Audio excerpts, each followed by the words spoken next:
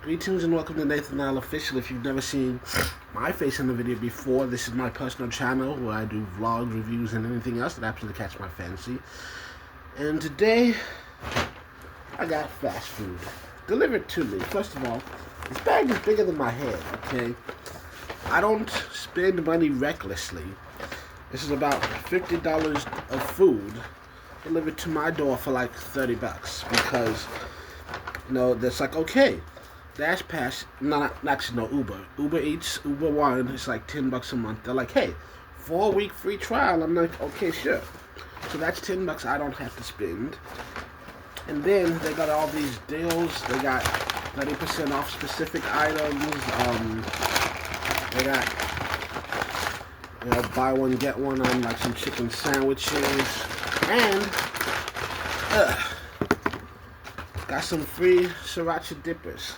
Now, never tried these. I'm assuming they're good. I'm assuming, hey, it's just some sriracha chicken nuggies, alright? Listen, I'm trying not to spend too much money here. But, there are times when you just gotta spend your money. Honestly,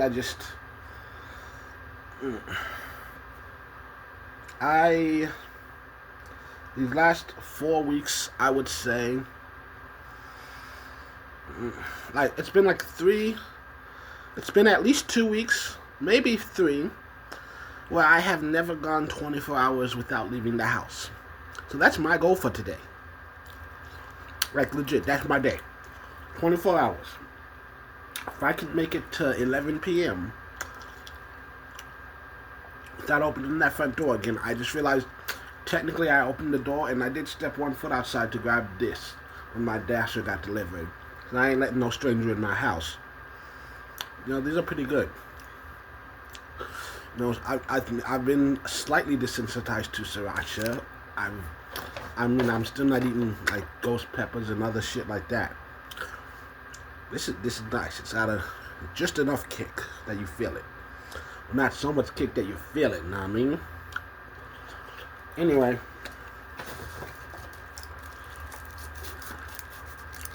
But yeah, these past few weeks, a lot of stuff been going on. Work has not gotten, I'm still getting my hours even when it's not busy. So, I'm at work, which has gotten more stressful just because, I don't like talking about my personal life too much, but I'm going to talk about this briefly. Also, I know at least 2 people at work know that I have a YouTube channel. I don't know how regularly they watch it.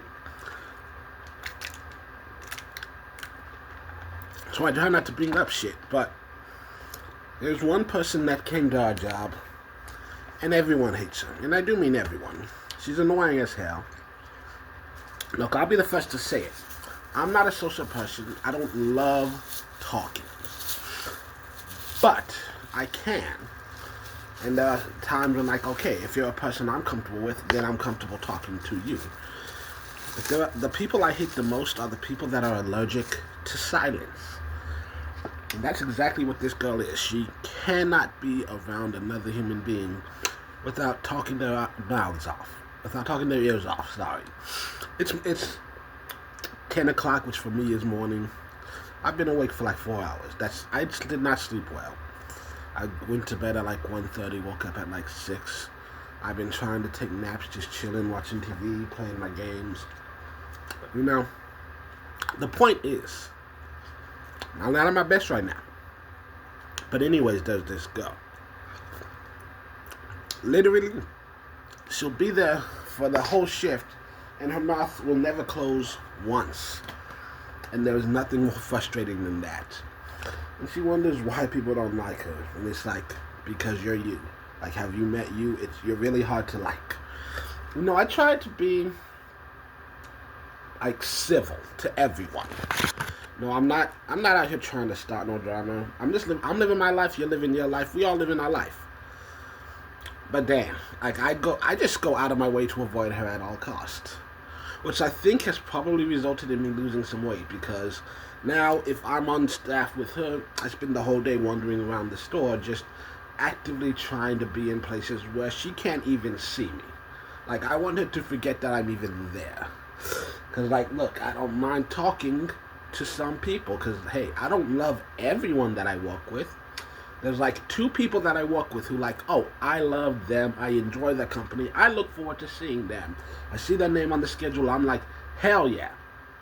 The majority of other people can be fit in the category of, like, I tolerate you. I don't love you, but I don't hate you. She is one of 3 people at work where I'm like, legitimately, fuck you. Like, you see their name on the schedule and you're like, damn, why?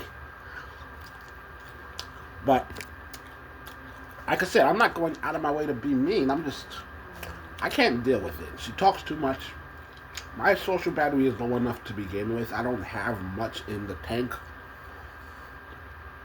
And I got to use it on the customers, being nice to a bunch of jackass pricks who think they're the center of the universe, because it's my job to make sure they're happy. So I can't waste my energy talking to someone I barely want to talk to in the first place.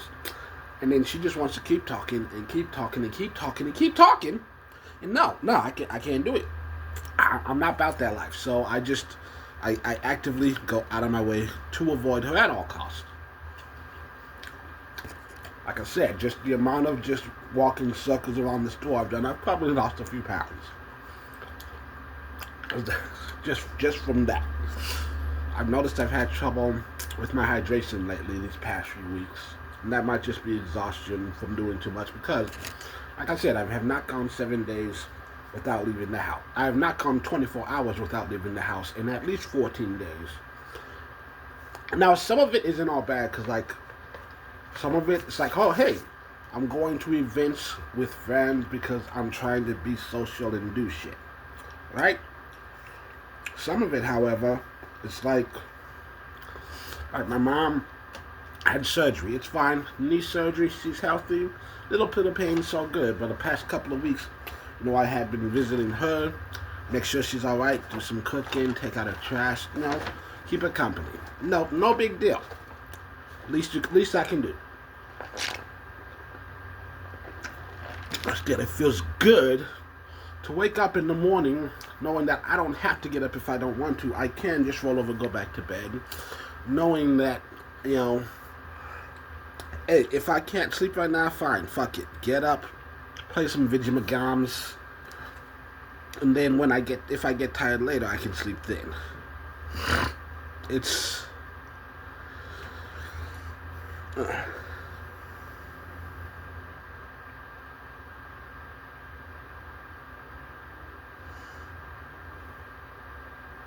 so anyway, yeah, I'm enjoying my life. Oh, speaking of, I mentioned losing weight earlier. I noticed I was at my mom's last week. She has a scale. I haven't stepped on the scale in like a year and a half, maybe 2 years. It's been at least a year and a half. It might be closing on 2 years. I don't know the exact time.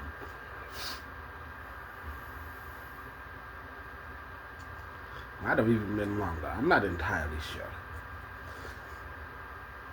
And I know the number on a scale should not be your entire measure of health. It can be an indicator at times, but it also depends on circumstances. Because, for one thing, I don't know if anything's been updated since then. Because when I was 19, I had a doctor tell me that a guy my size, the average like 5'10" adult American male, is expected to be like 170 pounds.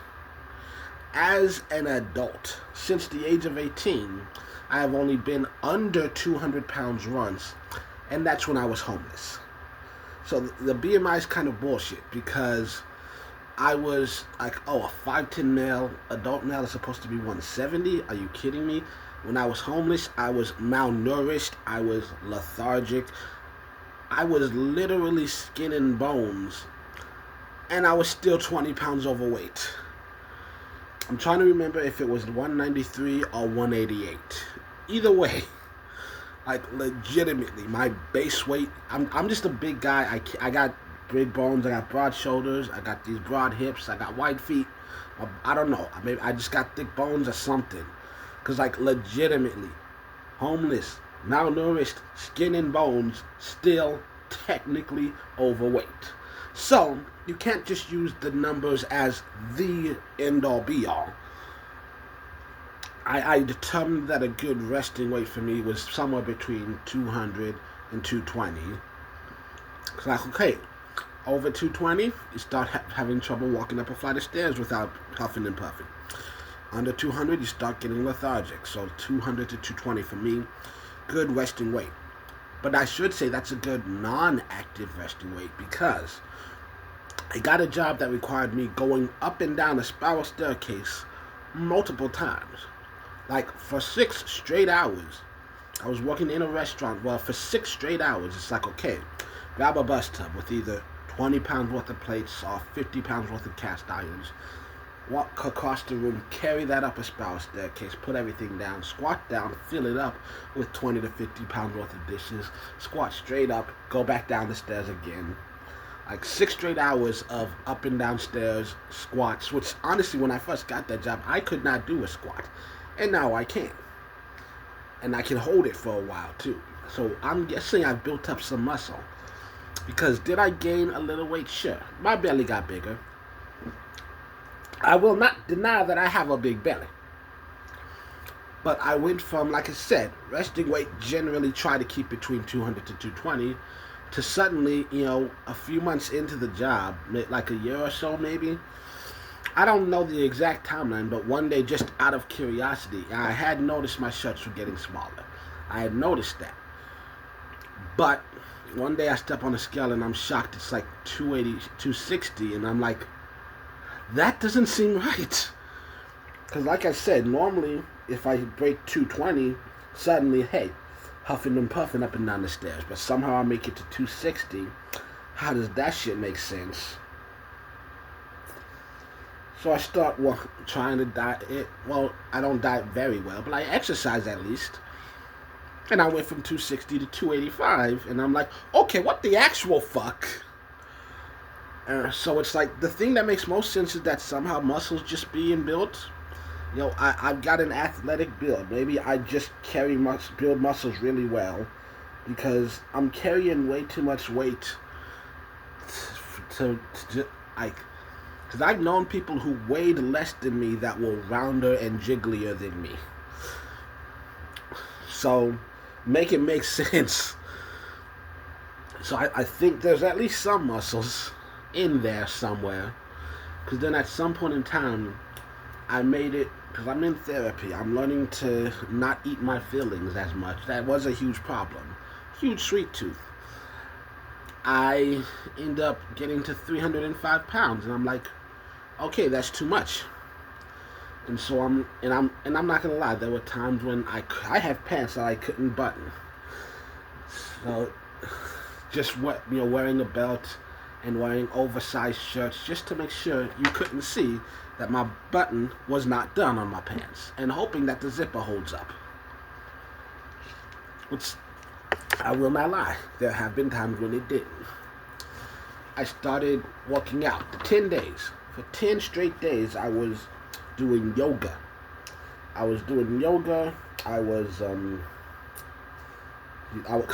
skipped breakfast. My breakfast was a 30-minute yoga session. I was eating a salad for lunch. That's it, like a Cobb salad, a Caesar salad, something. It's lettuce, it's tomatoes, it's chicken, sometimes nuts and cranberries. I tried to avoid anything because if you drench your salad in ranch, that's a lot of calories. You're not doing yourself any favors.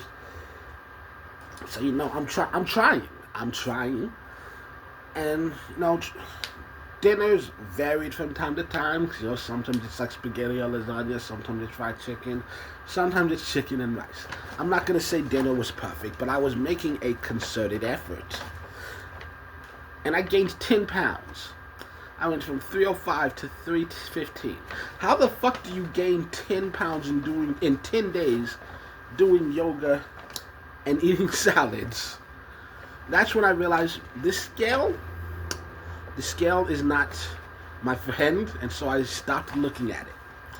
But recently, I looked at the scale, Cause like I said, it was last week. I weighed myself. I was 298, which is pretty good considering.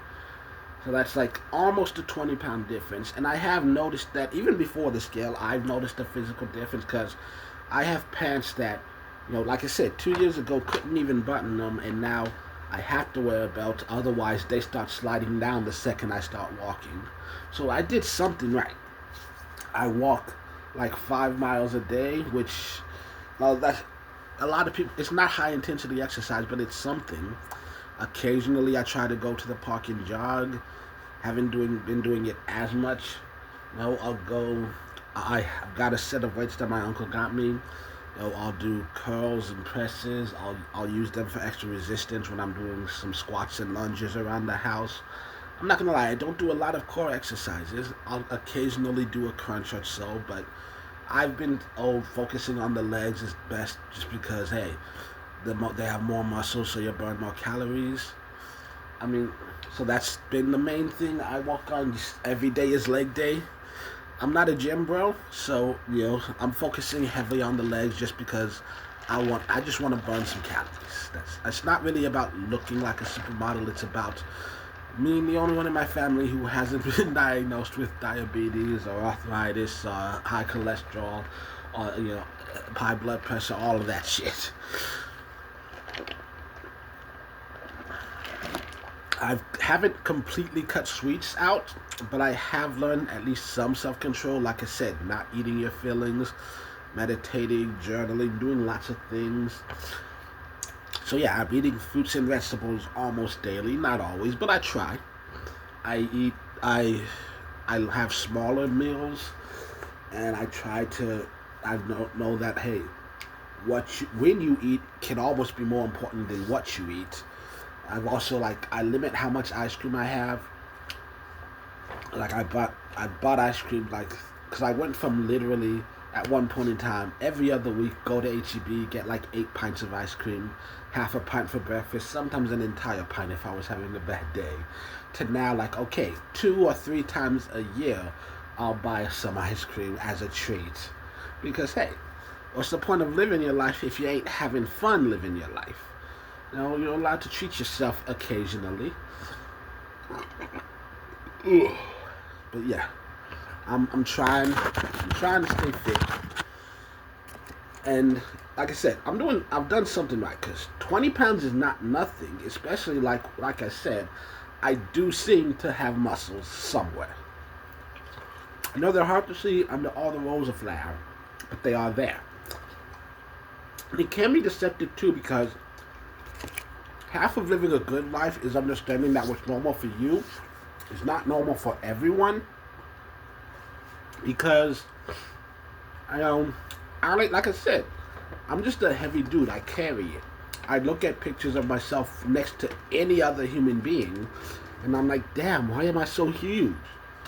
And understanding some of it might be fat, yeah, but it's also just bone structure. Like, the majority of people that I meet on a daily basis do not have shoulders as wide as mine. Like, I look at me and I just see shoulders. I don't see big shoulders. It's like, oh, these are my shoulders. They've been there my whole life, bro. What you talking about? But understanding that other people, like what other people see and perceive is not inherently my problem either. Like, I know I'm doing what I'm supposed to. I'm taking care of myself. I'm living a good life. Eating healthy, at least trying to most of the time, getting exercise, trying to go out and be social for my mental health, playing video games occasionally because, hey, shit is fun. And, trying to get the good sleep. Don't always do it, but hey, like I said, try. We trying.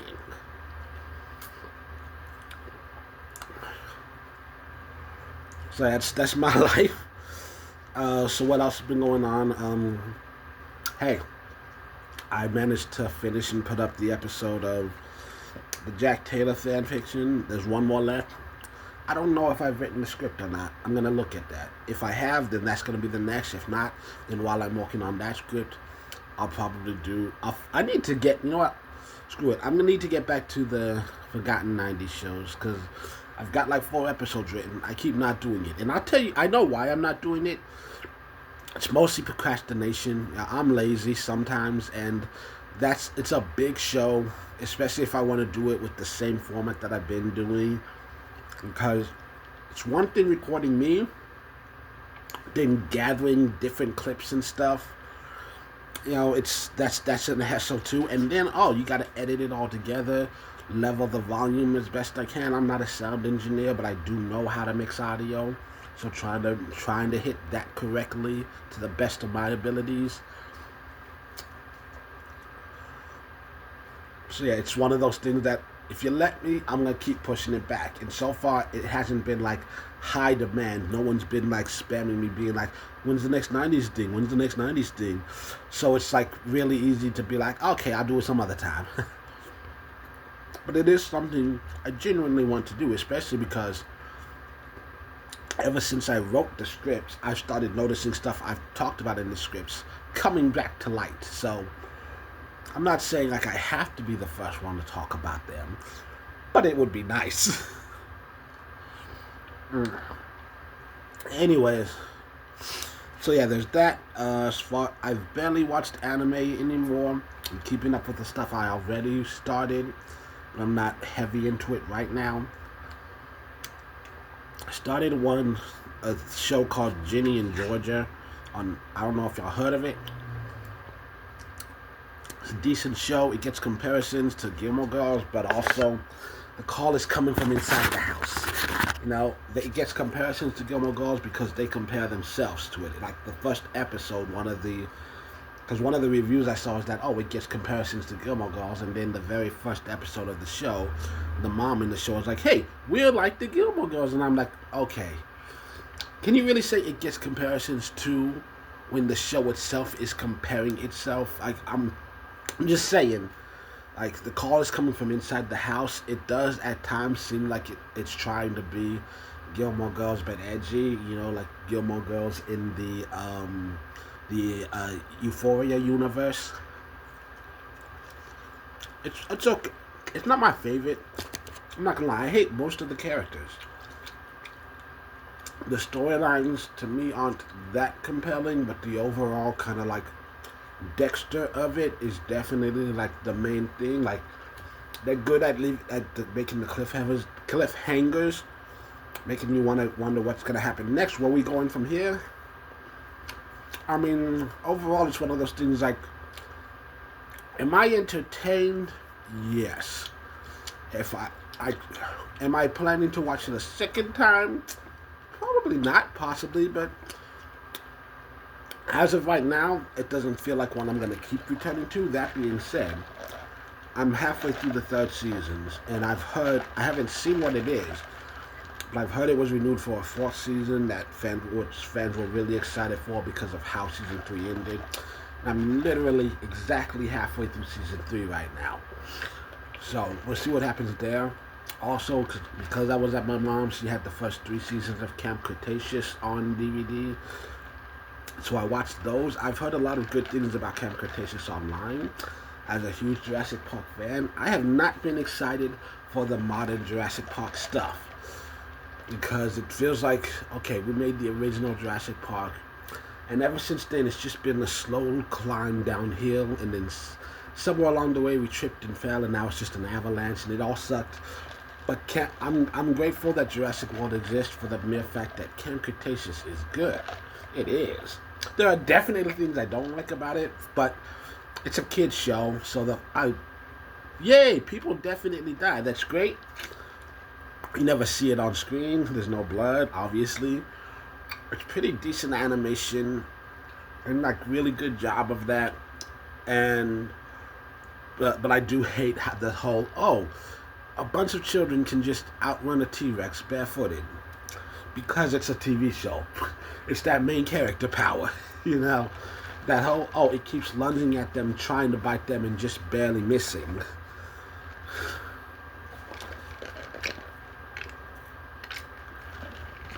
That part makes it a little hard to sit through, but still, overall, enjoyable show. Like I said, I marathoned 3 seasons in 2 days. So, hey, they did something right.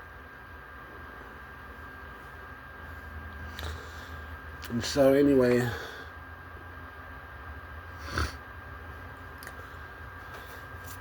so yeah, I gotta see about watching the rest of that because I think there's 2 more seasons of that, and then a sequel called Chaos Theory. So I gotta see about checking that out.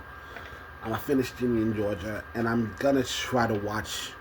I don't know if it's today or tomorrow. I don't know. I'm gonna try to watch the Power Rangers movies, all 4 of them, not at once. Like, I'm gonna go through them, watch one, take notes and stuff, and then upload a review of that single movie. I did a kind of rant and ramble style video, I think, just talking about all of them in general. But let's talk about each specific one, what I like, what I don't like. In the meantime, this video's been long enough, and honestly, I'm not in that much of a mood to talk. So I'm gonna turn this off. I'm gonna eat my food. Y'all enjoy your day. Until the next time you see me a video, my name is Nathan Nile. Have a great day, week, month, year, however long it is. Goodbye.